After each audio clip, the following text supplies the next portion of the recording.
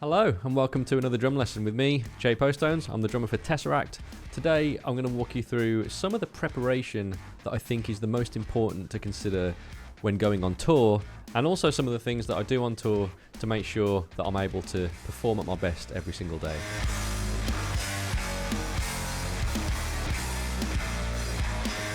I've just returned home from 6 weeks on the road around North America with Tesseract. It's our first headline tour in almost 5 years, which is crazy. It's certainly the first tour of this length that we've done since before the pandemic. I learned a lot on this tour and preparing for it, and I thought that it would be a good idea for me to get all of these thoughts and processes and little tricks and things down in a lesson for you guys, because hopefully some of these things are going to be useful to more people than just me. We're going to discuss physical and mental preparation. I'm going to discuss the kit and some of the things that I do to the kit to ensure that I've got confidence in it every night on tour. And I'm also going to discuss the things that I do on tour to ensure that I'm physically and mentally healthy, capable of actually performing the show every night, and just enjoying being on tour, because it's a lot more work than a lot of people may think. You may think that we're sitting on a lush bus or sitting in an amazing backstage with all the food and all the money and all the people around us doing all the work, and that isn't the case. So I'm going to pull back the curtain on some of that stuff for you guys and explain what touring at our level is really like and what we have to do to make sure that we can do it really well. The first thing that happens when we're preparing for a tour is we have to make the set list. And the way that we do that is we get given the amount of time that we're going to play. So if we are doing a headline tour, it's going to be 75, 80 minutes, something like that. If we're doing a support tour, it's obviously going to be shorter. When we know how much time that we have, we can then put together a set list that is that exact amount of time. We'll make this set list within a program called Cubase. This is the exact same software in which Tesseract writes all of our music. And typically, Ackle, the guitarist and producer for the band, will go through, select the songs, and he'll put them in the order that the set's going to be, and then create the links from song to song. At this stage, we know which songs work really well live. We know the songs that are older, that the crowd have the most energy, and that we have the most energy when playing, so we've put those ones in the set. And we also know of the newer material, which ones we think we want to play live. It's always a bit of trial and error with new material. But the songs from War of Being that we have been playing live have gone down really well, so I suspect they'll stay in the set for a little while. Now, while it's obvious to me why we use a computer to do all of this, it might not be obvious to you, so let me explain. We play along to a metronome live, and that metronome is built into Cubase, into the software. We also have individual mixes going on, so I like to hear my drums as naturally as they can possibly sound. Typically that's coming from the overheads, and a little bit of close mic sound, a little bit of kick drum, a little bit of everything, then a little bit of guitars, a little bit of bass, no vocals for me because I can hear all of that nice and loud in the room anyway. The other thing that's in the mix is cues. That's when we'll get a 1, 2, 1, 2, 3, 4, and it's literally stick clicks. It's just a click sound that's built into Cubase, and whenever one of us has to start something, we'll hear that sound in our ears, and all of us get different cues for different parts of songs, because the guitarist will have to stop for a moment, so when they have to come back in, they'll get their cues, that kind of thing. All of this is structured within Cubase. Once a set is put together, I'll then hit export on that, and I'll export the click sound, and I'll export the entire set, and then if there's any new songs that I'm trying to learn, I'll export those as well, just as an MP3 or a WAV, and those will go over here onto my audio computer, so that I've just got quick access to these files rather than having to open up Cubase and find the section I want to practice each time. Now I'm going to practice the set. So one of the things that's very important, if you're not playing your instrument all the time, some of you might be, which is great, but I'm not playing the drums all the time when I'm off tour. I do lots of things. So I have to get physically used to the set length. So if it's going to be 75, 80 minutes, I might not be playing drums for 75, 80 minutes regularly. And if I am, I'm normally doing a live stream and I'm talking in between playing anyway. So one thing that I have to make sure I can do is play this set, move with the songs, kind of get familiar with which song is in which order and all that kind of stuff. I have to get used to that, make sure I can physically endure that length of drumming without getting too tired. Because the last thing that I want to happen is be up on stage and just feel drained. Now, I'll take this practice one step further, and I'll explain why. When I'm practicing the set, I live stream it. I go live on Twitch. And the reason for that is, A, I want to keep talking to the community of people that follow me on Twitch, but I also want the practice of having an audience. I can see that there's a number of people watching me when I'm live on the internet, when I'm drumming, and seeing that is that little mental kick that you're playing to an audience, people are watching, so it gets you a step towards that feeling when you're on stage. At least it does for me. It might not for everyone else, it might just feel like you're playing drums in your bedroom, but for me, it's that audience. I feel a little bit different when there are eyes on me. The more you practice like that, the more you get used to it. But certainly at first, if you're not used to playing your instrument to an audience that you can't see, but you can see a little number, a little ticker going up saying this is how many people are watching. If you haven't done that before, try it, because it does make a difference to how you play, and that'll be closer to what it's actually going to be like when you're playing live. I'll practice like this for about 3 weeks leading up to a tour, maybe a little bit longer, and I'll start out just by doing every other day or 1 day on, 2 days off. As we get closer to the tour though, I'll start to increase the frequency at which I do it, because on tour there's going to be 3 days on, 1 day off, 4 days on, 1 day off, 5 days on. That's typical for us. So I'll make sure I can get through the set that many days in a row, because that's what's going to have to happen in reality. When learning a new song for a set, there's a slightly different process that I have to go through. I want to play that song a bunch of times on repeat so that I get more and more familiar with it. I'll have listened to it a lot before I try and play it, because that's the first stage of learning anything for me. I have to listen and listen and listen and absorb as much as I can. And then at that point, ability takes over. My abilities from having drummed for quite a long time take over, and I can play some of this song. And then there are sections in that song that I have to isolate and practice. So that kind of practice I'll do in my intentional practice time, right? When I'm sat down at the kit, I don't necessarily have an audience. I'm just going around and around and around with this idea, looping it. And then when I've kind of got that under my wing, then I'm going to practice that in front of an audience again, because I don't want the first time I play this to fall apart, because I haven't practiced that. So again, I'll take that back to a live stream on Twitch, and I'll play that song a bunch of times in front of that person, in front of those people. And I might just play that song. It might. I've done streams where I'm just, literally playing one song for an hour and a half, something like that. I'll have a little break in between. But each time I do that, I'll get to the end of the stream and I'll be so much more familiar with it just for having spent that dedicated time focused on it. And examples of that from the tour that we've just done: Echoes, second song off of Tesseract's new record. That was a new song, so I had to learn how to move with it, because it all becomes a dance. Behind the drums, it all just becomes a dance. It becomes a way that you move that you're familiar with.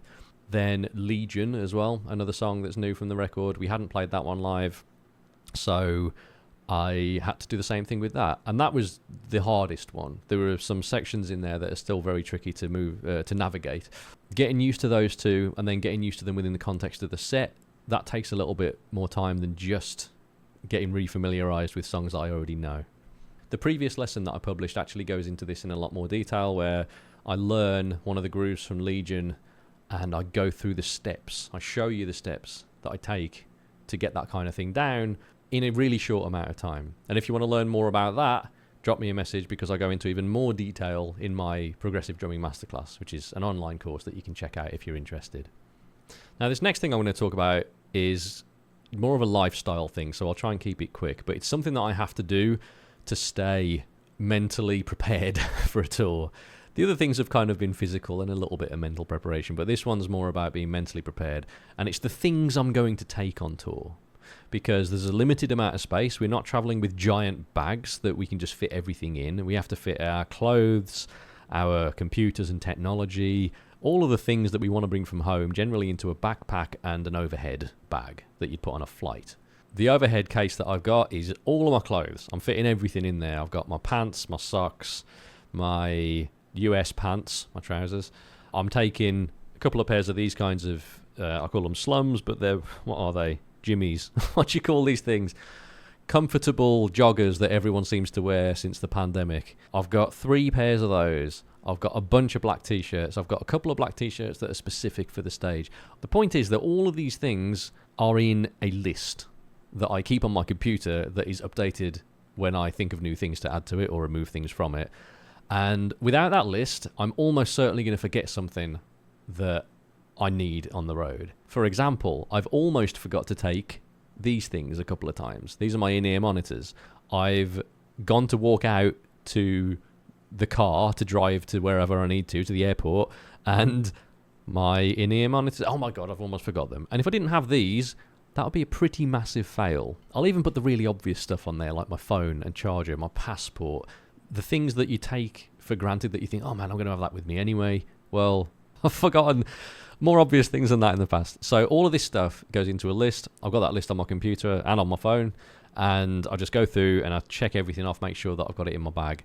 Now, touring at the level that Tesseract tour at, in the US, we typically travel in a thing called a bandwagon, which is a big black FedEx truck looking thing with bunks in the back. That's probably the best way of describing it. Sorry, bandwagon. It's a bit better than that, but it's also not particularly comfortable when you compare it to a bus.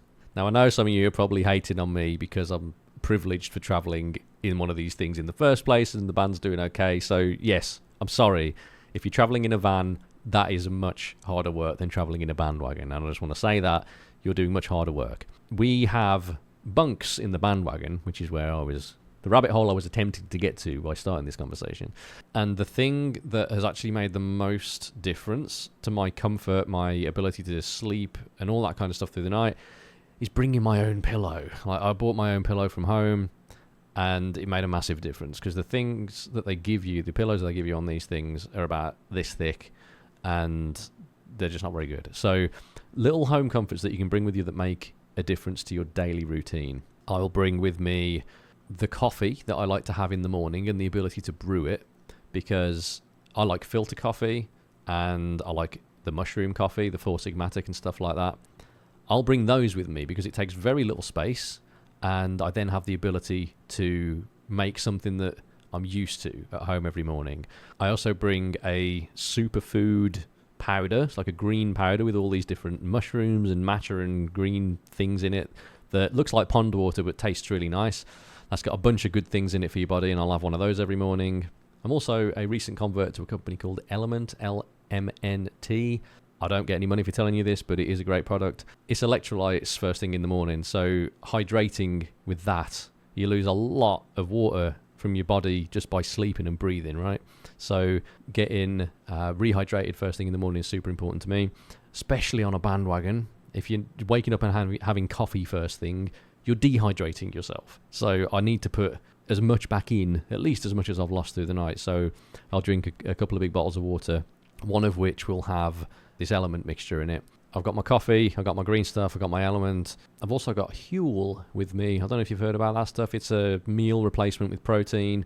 I'm a vegetarian, so getting enough protein is kind of tricky in the first place without eating a tree's worth of leaves. I'll put a couple of scoops of Huel into a shaker bottle. I'll have that with some water and some oat milk or some almond milk.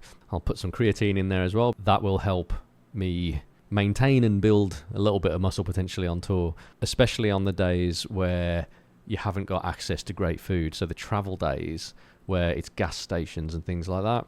It's good to have some of this kind of stuff on hand so that you can have that instead of eating some terrible rubbish at a gas station. While we're on the subject of food, drummers, the time of day at which you eat before playing a show makes a massive difference. On this tour, I made the mistake a couple of times of eating a bit too close to stage, and by a bit too close, I mean my stage time is 10 p.m. and I'm eating at 7. That's too close. I found that 4 p.m. was the perfect time to eat, so I've got 6 hours until stage. I'd have a nice big meal at 4 p.m, and then I'd feel excellent on stage with all of the energy. I'd stay hydrated during that time. I'd give myself water and coffee and whatever. Timing when you eat. Think about that when you go on the road, because it really does make a difference to the live show. And if I eat too close to my stage time, it affects my energy on stage. I'm lethargic. I'm digesting the bloodies here instead of being everywhere else. Yeah, just think about that. It really, really, really makes a big difference. Typical day on tour looks something like this. We arrive at the venue around 11 a.m. The local helpers, our tour manager, sound engineer and lighting engineer load everything in, which is incredibly helpful, I will say that. We then have to set up the gear. We are our own techs. We do not have techs doing everything for us. We do all of the setting up, all the packing down. You guys might think that we have a tribe of people doing it for us, and we really do not. And then I have to go through and make sure it's tuned. Sounds nice that everything's kind of where I need it to be, because everything moves a little bit every day. Even though I've got it all locked down, I've got the memory locks on everything, which is very important, it all still shifts a little bit when you take it all apart and put it back together. So I have to fine tune little bits like that.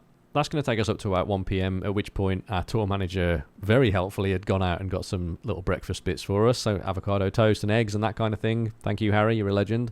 Then I'm going to go and set up the VIP kit. That is just a slightly smaller drum kit. A few stands with pads on, a snare with a mesh head, a bunch of those quiet minor cymbals. Everyday Tesseract do this VIP performance that I'll tell you about in a minute. So I have to set all that kit up. Some days on this tour as well, I was hosting a drum clinic, so the VIP kit would get put in the location that the clinic was being held at. From about 3 p.m, we've got sound check. Our sound engineer, Johnny, he's over at the front doing all of the noises out the PA, making sure it's all tuned. And then by the time I get to the kit, he just wants me to go kick, that works, snare, that works, the toms work, brilliant, hit your cymbals. If I can hear them how I want to hear them, then we're good. We know the drums are going to sound good. He's got it all mixed and tuned. Guitars and basses do the same. We just play through one of the songs, Spin Natural Disaster and maybe The Grey. And then my food arrives at 4 p.m, like I mentioned a moment ago. And then we have to set up the rest of the VIP stuff, which is us signing a bunch of posters that you guys got. If you came to the VIP, you'll know what I'm talking about. And then we've got maybe an hour to 45 minutes to kind of chill. That's a moment where we can actually relax for a bit. Unless I'm doing a drum clinic. That's when the drum clinic was. Then VIP is from 6 p.m. So just before the doors open, we've got this VIP event, which is a meet and greet with Tesseract. Come down, say hey to us. We'll sign CDs and vinyls if you've got them. You get a signed poster with some artwork that's from the concept of the record. You get to watch us do an intimate performance of a couple of songs, and then we do a Q&A as well. So it's a fairly involved hour. It's like 6 p.m. to 7 p.m. we do that. And then we get a group photo if there's a big group of people. That gets sent out to you. So if you want to attend that, this is obviously going to be out of date in a few months' time, but I'll tell you about it anyway. I'll leave a link in the video description for the European tour that's upcoming. Europe and the UK, you can still get the VIP tickets. I know the UK ones are selling incredibly fast, so jump on those if you haven't got them already. When the doors are open, we're backstage packing down the VIP stuff, and then we basically relax for a little bit. We've got a couple of hours before our stage time. In terms of preparing for the stage, for playing the show though, there's 30 minutes, something like that, between the second band intervals and us. And in that time, it's important to me to just stay in a positive mood, right? I'm not checking social media. I might be chatting with my wife, because that puts me in a positive mood. I might be sharing photos of, you know, where I am, what I'm doing. She might be sending me photos of the dogs and things like that make me happy. I'm having a nice time with the people around me. I'm joking with the guys in the band. I'm joking with the tour manager who's backstage with us. We're just having a good time. The last thing that you want before you go on stage is to feel any kind of tension, any kind of anxiety. A while ago, those thoughts might have crept in. I definitely have felt imposter syndrome when walking on the stage a couple of times. Like, oh my God, I'm on tour with drummers who are better than me. I shouldn't be doing this. And I think everyone deals with that to a point. But I manage that now by reminding myself that I'm going on stage to do the thing that I'm good at, that I'm better than some people at. This is the thing that I can do really, really well. And if I remind myself that, I'm trying not to do it in an egotistical way. I'm not trying to feed an ego, but I'm trying to dispel the other voice that can say, oh my God, you haven't prepared enough. And that's simply not the case. I have prepared enough. I know what I'm doing. Even if I make a slight fumble, which will happen every night, there will be something that's a bit of a mistake every single night. There may be multiple of them. In fact, there's almost certainly multiple mistakes every single night. That's live music. And when that happens, I remind myself, you're doing the thing that you're good at. And laugh about it as well. I will literally laugh about it when it happens on stage. Because again, that completely lifts the fog that can otherwise come down and settle on you, makes you just feel terrible, like, oh my God, I made a mistake. And then you think, this next hard bit's coming up, I'm going to make a mistake on that as well. It doesn't happen if you laugh about it. So get into a routine of laughing about the thing when it happens, when it's stupid, and look at your other band members and laugh with them because they know you made a mistake. But look into the audience and no one knows you made a mistake because it was so tiny and they don't know the music like you know it. That's something to practice if you haven't yet done that, and if you are dreading playing a solo or playing a drum fill or trying to get this difficult groove down or whatever it is and playing it in front of an audience, just remind yourself you're actually good at it and you can do it better than anyone else in the crowd. After the show, what's happening after we've played the show? Well, we go backstage, the venue gradually empties after about 20 minutes, then we come back out and we pack down the gear. That's what happens. I have to pack down a drum kit. Fortunately, our tour manager Harry's been incredibly helpful and he's kind of learned my kit, so he's typically got the cymbals off for me and he might have started taking the toms off and things, and then I'll come back and pick up where he's left off. I don't have a drum tech yet, but I do have a Harry and he's incredibly helpful, and thank you very much, mate. Everything has to go back in its box. The drum hardware is the thing that takes the longest to pack away.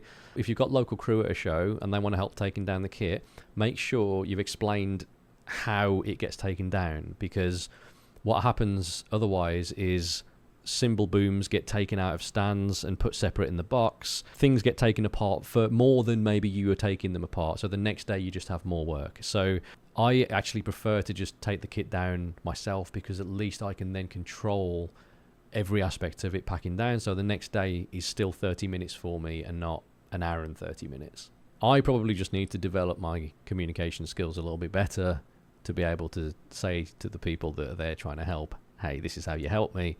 But I'll do that on the next tour and let you know how it goes. Once the kit's packed down, I'm going and getting a shower, I'm getting some fresh clothes on, and then I'm getting back to the bus, and I'm trying not to stay up too late. But after a show, after all of that, there's typically 2 hours where you're just wired, your brain's just still like stoked that you've done this thing and you're still active. So it takes me a couple of hours to wind down, but this is where I've got one of my comforts from home. I've got a little Steam Deck. I'll play that. Me and Dan were both playing Elden Ring loads on this tour, which is fantastic. But on the evenings where we've got a show the next day, I'm especially not trying to have alcohol, because any amount of alcohol makes me sleep terribly. I notice this now. I don't get into the point of sleep where I feel rested the next day. I just feel groggy. If I'm waking up the next day with anything resembling a hangover, it affects my performance the next day in all regards, and I've got to do a lot the next day. You know, this is every single day we're doing all this stuff. So try not to have booze. And if I do, it's just one of them alcohol-free beers. They don't taste amazing, but I still at least feel as though I'm having a beer and I'm socialising with the guys and I'm having fun. That's typically what I'm leaning towards now, and I can say that you do then wake up feeling significantly better. So just try that. If you've got a lot of work to do the next day and you like having a beer, see if you can transition to the alcohol-free stuff, because it has made a noticeable difference for my ability to perform at my utmost the next day. And then the next day we do it all again. And then the next day we do it all again. And then sometimes we get a day off. But those days off are typically travel days. We're typically going from place to place, and it takes us a while to get there because America's massive. So yeah, we have a travel day. On those days we're just relaxing as much as we can. Sometimes we'll be in a halfway city. We'll have driven through the night to a point, and we will maybe get to see that city. We've had that a couple of times on this tour, which was very nice. We had one day on this tour in a hot spring, which was really, really nice. We parked the bandwagon up at an RV park, walked about a mile down the road to a hot spring place, and just sat in there all day, which was incredible. That isn't a typical off day, though. Typically, you're just travelling most of the day. So yeah, you just have to remain as healthy and as comfortable on those days as you can, which for me, honestly, is relaxing with a game or with a movie or something like that. We're not trying to do too much because we need those days to recuperate our energy and get as much of that back for the next day where we're doing all of the work again. Now for the kit. So I mentioned a moment ago that I am my own drum tech. There are things that I need to do to the kit to be confident every night that it's rock solid, nothing's going to slip, and it's going to sound and feel excellent. Most of this work is done in the rehearsal days before a tour. So I get the kit set up the way I think I need it. During the rehearsal, I'll make minor adjustments and tweak things. Then at the end of the rehearsal, everything gets memory locked. Memory locks go in place. They get, properly locked down.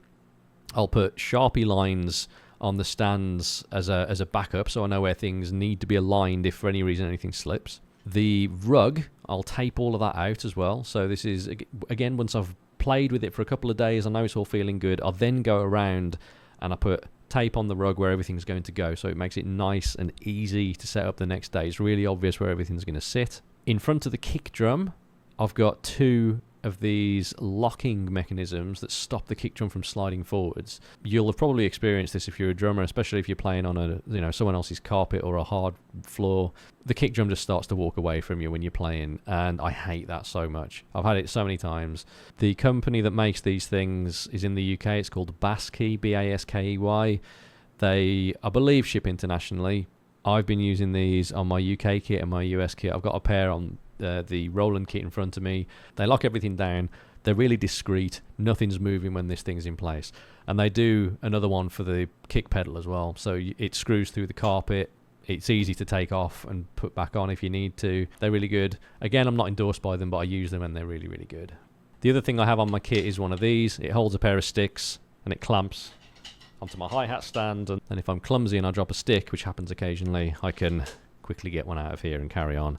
I'm a DW guy, so by default I've got confidence in the kit, but the stands I'm using are the DW 9000 arms that are clamped to the rack, and they really are just the best of all of the ones that I've tried. All of the brands, these things lock in place and they don't flipping move. And the great thing about them is that you can adjust the cymbal swing. So if you have it super tight and it doesn't move, you're going to break your cymbals, but you can adjust the amount that it swings underneath. So the wing nut, you screw that on all the way and it gets to a point where it stops, which is what you want, otherwise it comes undone. And then you loosen underneath and lock it with a drum key. So your cymbals are swinging at the exact same rate, however they need to swing for your style of playing. They do that the same every day. So I know that, I'm not putting my cymbals on some random stands and the felt underneath is going to have the cymbal at a weird angle and then I'm going to break the cymbal faster, and just little details like that. These are the 1% that make a noticeable difference to your comfort when you're playing a live show. Things that were new for this tour then, I'd got a second pair of hi-hats over on my right hand side. You'll see those on the minor videos that I've done. It's the exact same setup that I'm using there. Now this is a auxiliary hi-hat that remains static. I haven't got a pedal that can operate it, but I don't need that. I'll set them up so that they are just a little bit open. If you just loosened the clutch on your hi-hat and you just played them, that's how I'm playing them, and it means that I can do that. I can keep my pedal hat going and I can play on my right hand side, and honestly I much prefer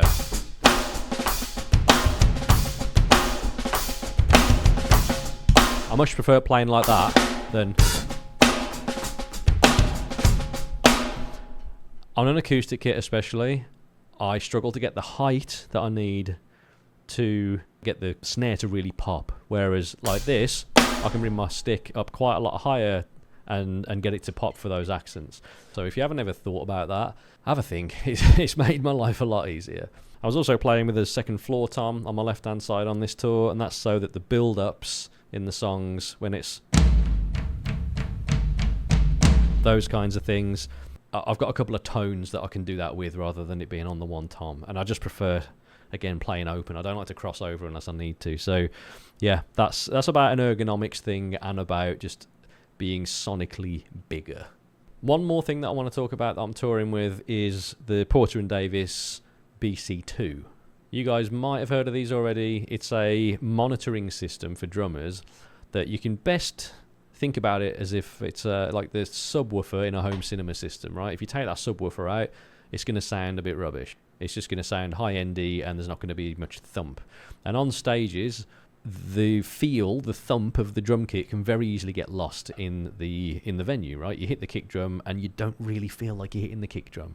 You might know what I'm talking about if you've ever played a live show. It doesn't quite feel the same as when it's in like a punchy rehearsal room. So the way to get some of that back, or more than some of that back, is one of these tactile monitoring chair things. So there's a speaker built into the seat. I'm using it right now.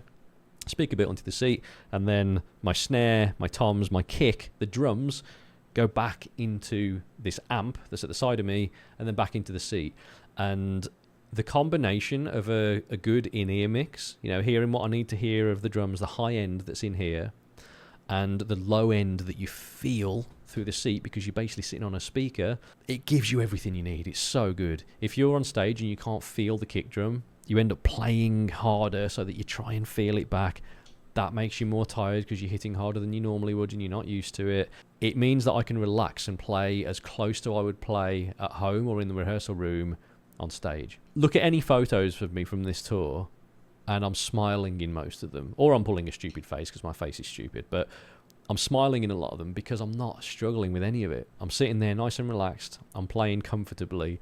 It's the combination of everything sounding excellent here that I've locked down, Johnny, our sound engineer, sending me an excellent mix, and the BC2 giving me what's missing in my ears. It gives me that power back that gets so easily lost on stage. I can't endorse these guys enough. They're so good. If you haven't tried one, go and sit on one and then say goodbye to some money because you will buy one. And it'll be one of the best investments you'll make in your drumming and in your monitoring. Now, I appreciate I've been talking for absolutely ages and I've barely hit any drums in this drum lesson, but it's not meant to be really a drum lesson. It's just meant to be a lesson, and hopefully it can apply to more people than just drummers. You know, some of it's been drum specific, but some of the things that I do, it could be helpful for anyone. So if you're in a band, if you feel like maybe someone else in the band would get some value out of seeing this, please share it with them. Share it wider than that. Stick it on your socials. Maybe there's someone else for whom it can help. Now that I am back home for a couple of months, if you want to schedule a call with me to discuss joining my progressive drumming masterclass, I'd love to have a call with you. My masterclass is an online course consisting of 40 drum lessons across 5 modules. We go through sorting out your practice routine, sorting out lifestyle changes that you can make to be a more effective drummer. We go through the absolute fundamentals, the things that you might have been doing forever, but my approach to them, and maybe my approach can help inform a better approach for yourself.